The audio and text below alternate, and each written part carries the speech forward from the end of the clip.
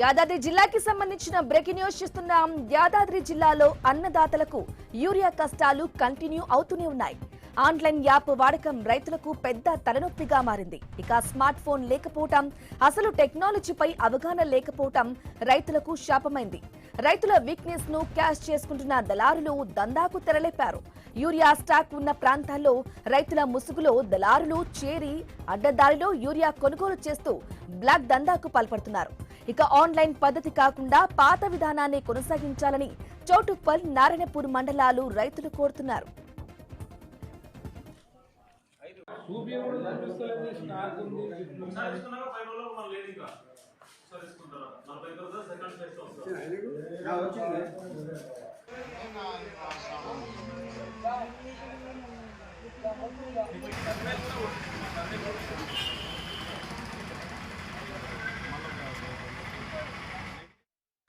ఈ యూరియా వల్ల చాలా కష్టాలు వస్తున్నాయి. బాయిగాడ పని చేయలేకపోతున్నాం, వీడికి వస్తే యూరియా దొరుకుతలేదు.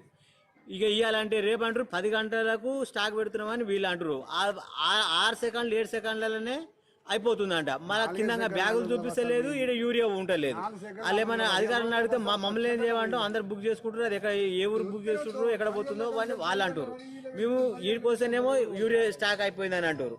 మేము ఏం చేయాలని అర్థం. అది ఇప్పటికి 15 రోజులు తిరగబట్టి గత ప్రభుత్వానికంటే ఈ ప్రభుత్వంలో రైతు చాలా ఇబ్బందులు ఎదుర్కొంటుంది. అప్పుడు ఆటో వానికి కిరాయి ఇచ్చి పైసలు ఇచ్చి పంపిస్తే వాడు తీసుకొచ్చి బావి కాడేసేది, లేకపోతే ఇంటి కాడేసేది. ఇప్పుడు ఆ పైసలు ఇస్తాటు లేదు, ఆ యూరియా వస్తాటు లేదు. ఆ కరెంటు చూస్తే అట్లనే ఉంది, ఈ యూరియా చూస్తే ఇట్లనే ఉంది. 2 ఎకరాలు నాటు పెట్టుకొని కరెంటు చూస్తే 4 గంటలకు పోతుంది.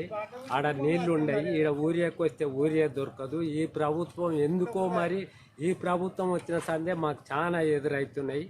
మాకు అసలు ఈ ప్రభుత్వం ఉండి కూడా వేస్ట్ సార్. అసలు మాకేం అక్కర్లేదు ఈ ప్రభుత్వంతో. ఈ ఆన్లైన్ ఈ బుక్ చేసుకో, మాకు చదువు రాని వాళ్ళం ఏం బుక్ చేస్తాం సార్ మేము.